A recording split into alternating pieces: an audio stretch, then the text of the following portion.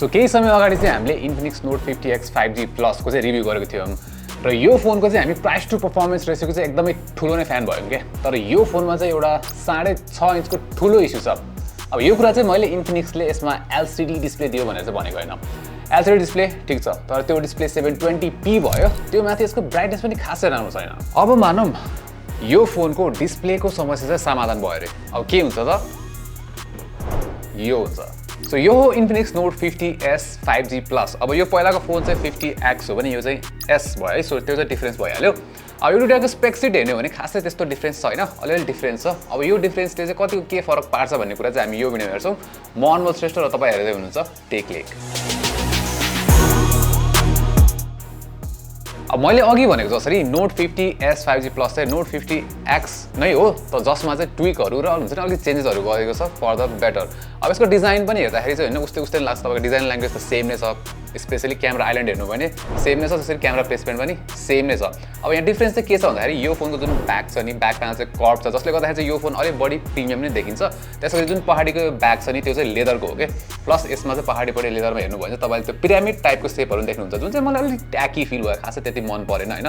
तर यहाँ अफिसको गाइजहरुलाई चाहिँ ठिकै लाग्यो रे। सो तपाईलाई पनि यो डिजाइन चाहिँ मन पर्न सक्छ, मन नपर्न सक्छ। त्यसैगरी यो फोन चाहिँ अलि एक्स्ट्रा छ के, किन भन्दाखेरि Infinixले चाहिँ यो फोनमा चाहिँ सेन्ट माइक्रो इन्क्याप्सुलेसन टेक्नोलोजी छ भनेर चाहिँ क्लेम गरेको छ। अब सरल भाषामा बुझ्दाखेरि चाहिँ भन्नै पर्दाखेरि यो जुन लेदर ब्याग छ नि त्यो चाहिँ बास्न आउँछ के। अब मैले यही हुन्छ नि फोन चाहिँ मेरो साथीहरुलाई यसो बास्न हुन्छ नि स्मेल गर भनेर दिँदाखेरि चाहिँ मलाई आफै परिम छ र आज भनेको थियो हैन। तर खासमा चाहिँ यो फोनमा रियलमा नै हुन्छ नि पहाडीको यो जुन लेदर ब्याग छ त्यो चाहिँ बास्न आउँछ हैन। र घरमा बसिराख्दा यस्तो फोन चलाउँदाखेरि हर्र बास्न आउँदाखेरि चाहिँ जस one of a kind experience चाहिँ भएको थियो। तर यो जुन यसको बास्न छ नि सेन्ट चाहिँ धेरै चाहिँ लास्ट गर्दैन है। लाइक कम्पनीले नै 6 महिनासम्म चाहिँ लास्ट गर्छ भनेर भनेको छ हैन। तर मलाई चाहिँ त्यति पनि टिक्दैन कि जस्तो फिल भयो के। अब किन भन्दाखेरि चाहिँ धेरै जस्तो चाहिँ म यो फोन चाहिँ मैले हुन्छ नि यो केस लगाएर चलाउँछु के। र के हुँदो रहेछ भन्दाखेरि यो केसमा पनि सेन्ट चाहिँ ट्रान्सफर हुँदो रहेछ।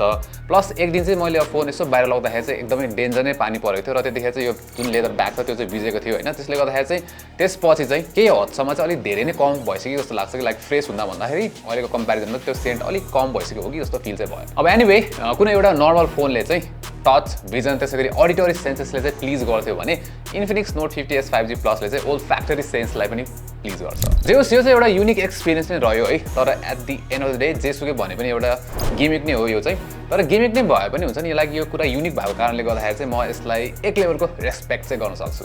अब अघि नै यो फोनको केसको बारेमा कुरा निस्किहाल्यो हैन। सो यसमा अझै मैले चाहिँ एड गर्न चाहे। सो यो केस चाहिँ खासमा बक्समै आउँछ र Note 50X जसरी यो चाहिँ लेदर रेड प्याटर्नमा दिएको छ हैन।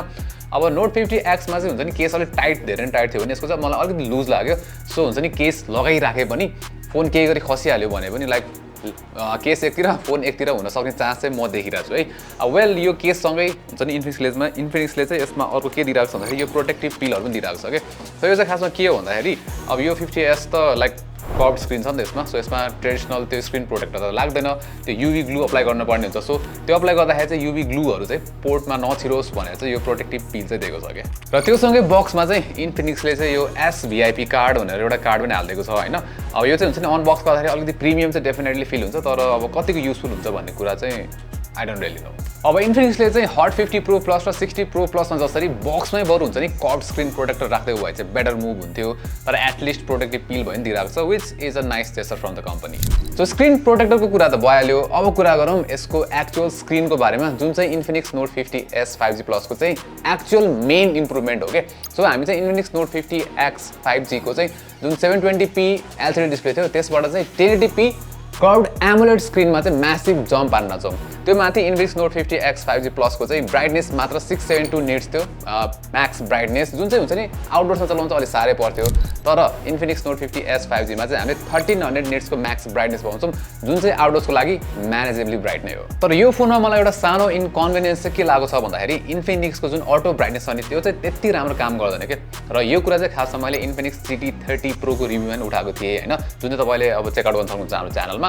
वेल त्यो बाहेक चाहिँ अब यसमा चाहिँ के छ भन्दाखेरि Infinix Note 50X मा चाहिँ 120Hz रिफ्रेश रेटको प्यानल थियो भने त्यो पनि अपग्रेड भएर आएको छ। यसपालि चाहिँ यसमा 144Hz रिफ्रेश रेट वाला प्यानल दिएको छ।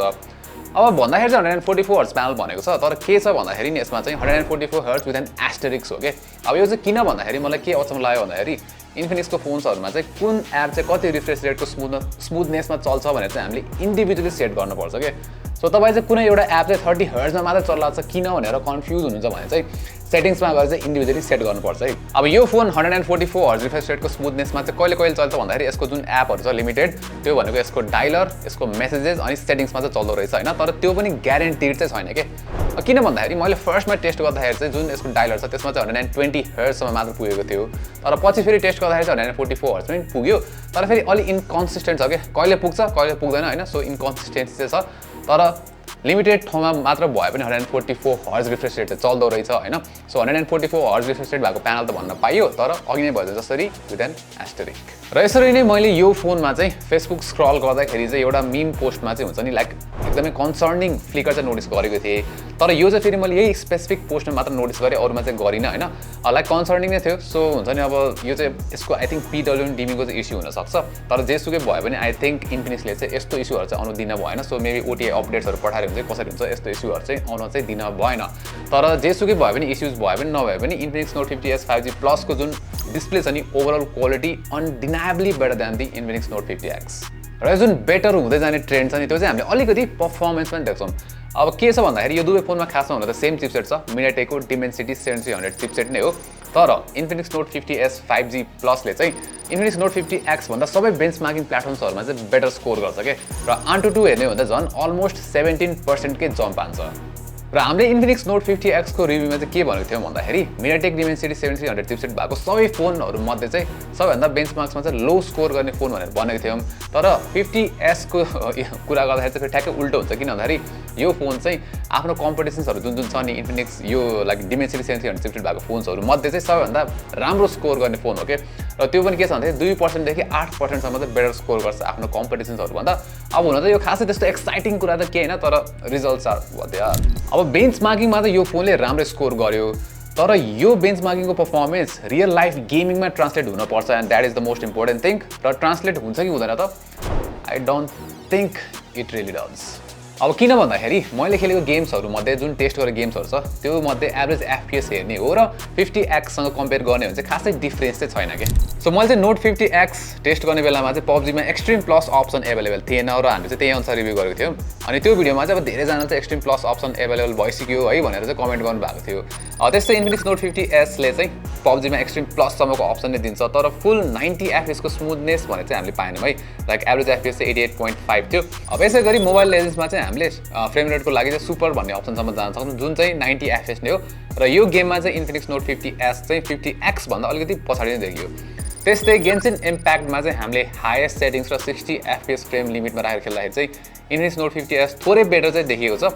त्यो सेटिङ्समा हामीले 38.4 FPS को स्मुथनेस पाएको थियौँ जुन त्यस्तो खतरा नै चाहिँ होइन है। र यसपछि मैले यही गेममा चाहिँ सेटिङ्सहरू अलिक ट्विक गरेँ। सो हामीले चाहिँ ग्राफिक्स सेटिङ चाहिँ मिडियममा राखेर FPS लिमिट 60 मा टेस्ट गर्दाखेरि चाहिँ सोचेको जस्तो पर्फर्मेन्स बुस्ट भने चाहिँ पाएन। यो सेटिङ्समा नि हामीले चाहिँ एभरेज 39.1 को FPS पाइरहेको थियौँ होइन। सो के छ भन्दाखेरि अब गेमिङमा पनि जुन इन्फिनिक्स नोट 50S को पर्फर्मेन्स छ नि त्यो चाहिँ 50X कै लाइनमा छ कि। सो त्यस्तो पर्फर्मेन्स इम्प्रुभमेन्ट भनेर छैन, तर 50S को जुन गेमिङ एक्सपिरियन्स छ त्यो चाहिँ किन बेटर छ भन्दाखेरि थ्याङ्क्स टु यसको आई क्याची एमोलेड डिस्प्ले र हाई रेज एमोलेड डिस्प्ले। अब त्यो बाहेक यो फोनको 5200 mAh को ब्याट्री जुन छ त्यसको एन्ड्युरेन्स पनि राम्रो लाग्यो। त्यसै गरी यसको 45 वाट फास्ट चार्जिङको स्पिड पनि मलाई फास्ट नै लाग्यो until you use official charger. किन भन्दाखेरि तपाईँले जुन अरू चार्जरहरू छ नि त्यो युज गरे पनि लाइक फास्ट चार्जिङ भनेर देखाए पनि जुन अफिसियल चार्जर युज गरेको जस्तो स्पिड चाहिँ पाएन कि मैले अलिकति स्लो नै फिल भएको थियो। अब क्यामेराजको कुरा गर्दाखेरि चाहिँ इन्फिनिक्स नोट 50S मा चाहिँ हामीले अपग्रेड पाउँछौँ नोट 50X को कम्पेरिजनमा। किन भन्दाखेरि जुन पहाडीको मेन क्यामेरा छ त्यो चाहिँ 50 मेगापिक्सल्सबाट 64 मेगापिक्सल्समा अपग्रेड भएको छ। अनि जुन अगाडिको सेल्फी क्यामेरा थियो त्यो पनि 8 मेगापिक्सल्सबाट चाहिँ 13 मेगापिक्सलमा चाहिँ अपग्रेड भएको छ। र फोटोजहरुकै कुरा गर्ने हो भने नि इन्फिनिक्स चाहिँ कहिले पनि यो सेगमेन्टमा ओइ वाउ दामी छ भनेर चाहिँ भएको छैन नि त। सो रिजल्ट्सहरु चाहिँ यो फोनको पनि त्यही लाइनमा छ। अब फोटोहरु यसो झ्याप्प हेर्दाखेरि चाहिँ राम्रै देखिन्छन्, तर जुम गरेर हेर्दाखेरि चाहिँ डिटेल लस एकदमै धेरै छ र फोटोजहरुमा चाहिँ हामीले एकदमै धेरै ग्रेन्सहरु चाहिँ देख्छौँ है। र फोनले हार्श लाइटिङ म्यानेज गर्न अलिक गाह्रो मान्छ भने यस्तो बेलामा चाहिँ फोटोहरुमा कन्ट्रास्ट र स्याडोज अलिक हेभी देखिन्छ, जसले गर्दाखेरि चाहिँ फोटो अलिक अँध्यारो देखिन्छ, अलिअलि ग्लेयरहरु पनि देखिन्छ। तर मलाई इन्फिनिक्सको फोटोजहरुको सबभन्दा कमजोर पार्ट लागेको भनेको चाहिँ यसको स्याचुरेसन ह्यान्डलिङ हो। किन भन्दाखेरि फोटोजहरु चाहिँ कहिलेकाहीँ भने चाहिँ अलिकति फिक्का देखिन्थ्यो भने घरिघरि चाहिँ फेरि क्लियरली ओभर स्याचुरेटेड नै देखिरहन्थ्यो कि अब फर्स्टमा चाहिँ यो फोनको पोर्ट्रेट मोड चाहिँ मलाई अलिकति चिन्ता लागिरहेको थियो खिच्दाखेरि किन भन्दाखेरि खिच्ने बेलामा चाहिँ सबै कुरा नै ब्लर गर्दै जस्तो फिल भइरहेको थियो होइन तर फोटो प्रोसेस भएर आइसकेपछि लाइक सब्जेक्ट सेपरेसन चाहिँ राम्ररी नै ह्यान्डल गरेको थियो प्लस यही प्राइस रेन्जमा अरू फोन्सहरूले जसरी जुन चस्माको अराउन्डमा त्यो अलिकति लाइक स्ट्रगल गर्छ नि त्यस्तो फिल पनि भएन तर कपालको स्ट्रान्ड्सहरू त्यसै गरी हेडफोनको तारहरू जस्तो अलिकति कम्प्लेक्स कुराहरू भने चाहिँ अलिकति स्ट्रगल चाहिँ गर्छ त्यही पनि ओभरअल पोर्ट्रेट मोड चाहिँ हुन्छ नि यसको राम्रै छ र फोटोजहरू चाहिँ हामीले राम्रो एक्सपेक्ट गर्न सक्छौँ भने यो फोनबाट चाहिँ हामीले पोर्ट्रेट मोडमा फोटो नखिच्दाखेरि पनि जुन नर्मल फोटो हुन्छ नि त्यसको नि ब्याकग्राउन्ड ब्लर जुन छ नि त्यो बोके इफेक्ट चाहिँ राम्रै दिन्छ अब फ्रन्ट क्यामेरा कुरा गर्न पर्दाखेरि चाहिँ यसमा चाहिँ रियर क्यामेरा जस्तो आउट अफ द अर्डिनरी चाहिँ केही पनि छैन होइन अब रियर क्यामेरा भन्दा अलिकति डिटेल्स कम हुने भइहाल्यो त्यसै गरी जुन स्किन टेस्ट छ त्यो चाहिँ ठिकठाकै छ सो मलाई हुन्छ नि लाइक रियर क्यामेरा र फ्रन्ट क्यामेरा त्यस्तो डिस्प्यारेट चाहिँ फिल भएन अब भिडियोको कुरा गर्नुपर्दा चाहिँ यो फोनले अगाडि पछाडि दुवैबाट 4K 30मा खिच्न सक्छ स्टेबलाइजेसन टर्न्ड अन बाई डिफल्ट र यो फोनमा चाहिँ इन्फिनिक्सले OS 6 भनेर मेन्सन गरेको चाहिँ छैन र ES कै भरमा चाहिँ मात्रै नै हुन्छ नि यो फोनले चाहिँ निकै स्टेबल भिडियो चाहिँ दिन सक्छ विथ अलमोस्ट नो वोभल है अलमोस्ट जुन चाहिँ मलाई इम्प्रेसिभ लाग्यो र भिडियो स्टेबलाइजेसन इम्प्रेसिभ भए पनि HDR भने त्यस्तो राम्रो छैन र मैले अघि फोटोको केसमा रिजल्ट्सहरू अलिक अँध्यारो आयो भन्छु नि भिडियोमा चाहिँ त्यो अलिक बढी नै अप्यारेन्ट छ क्या अब रियर क्यामेराबाट ब्याकग्राउन्ड ब्लर हालेर भिडियो पनि खिच्न मिल्छ तर यो गर्नको लागि चाहिँ हामीले भिडियो क्वालिटी 1080p 30 FPS मा ड्रप गर्नुपर्ने हुन्छ अनि स्टेबलाइजेसन पनि अफ हुन्छ जुन चाहिँ मलाई त्यस्तो वर्थ इट लागेन अब यस्तो पोर्ट्रेट भिडियोजमा चाहिँ फ्ल्यागसिप फोनहरू नै स्ट्रगल गरिरहेको हुन्छ सो यस्तो हुनु चाहिँ त्यस्तो सरप्राइजिङ कुरा पनि होइन जस्तो लाग्छ यसै गरी फ्रन्ट क्यामेराको कुरा गर्नु पर्दाखेरि चाहिँ रियर क्यामेराको जतिकै क्वालिटीमा लिन्छ स्टेबलाइजेसन सिमिलरली इफेक्टिभ छ र HDR चाहिँ विक नै छ होइन र यसमा चाहिँ मलाई एउटा चित्त नबुझेको भनेको चाहिँ यो फ्रन्ट क्यामेराको फिल्ड अफ भ्यू चाहिँ अलिक सानो रहेछ जसले गर्दाखेरि फुटेजेसहरू चाहिँ अलिकति कन्स्ट्रिक्टेड नै लाग्छ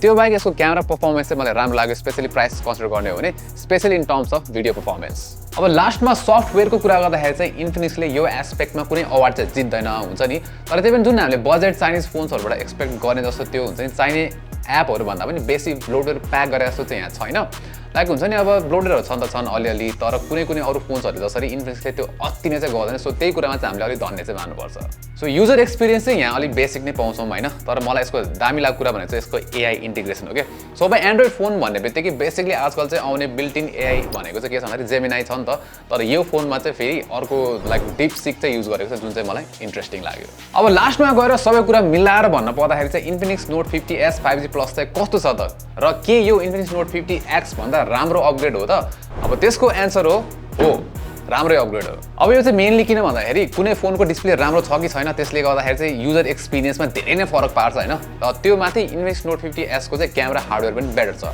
र यो सबै अपग्रेड्सहरूले गर्दाखेरि चाहिँ यो फोनको प्राइसमा नि हामीले राम्रै अपग्रेड पाउँछौँ अब इन्फिनिक्स नोट 50X को प्राइस चाहिँ 22,000 थियो भने 50S को प्राइस चाहिँ 32,000 पुगेको छ सो हुन्छ नि अब यो चाहिँ 10,000 कै जम्प हानेको छ र हुन्छ नि यो फोनले चाहिँ पुरा सेगमेन्ट नै जम्प हानेको छ क्या तर त्यही पनि जुन 30,000 को प्राइस रेन्ज छ नि त्यो प्राइस रेन्जमा पनि यो फोन चाहिँ राम्रै अप्सन हो अब यो प्राइस रेन्जमा अर्को राम्रो फोन पाउने भनेको चाहिँ CMF फोन 1 हो र यो प्राइस रेन्जमा CMF को सफ्टवेयर एक्सपिरियन्सलाई त इन्फिनिक्सले बिट गर्न सक्दैन तर त्यही पनि नोट 50S ले चाहिँ आफूलाई चाहिँ हुन्छ नि लाइक CMF फोन 1 को चाहिँ एउटा राम्रो अल्टरनेटिभको रूपमा चाहिँ प्रेजेन्ट गर्छ TechLekh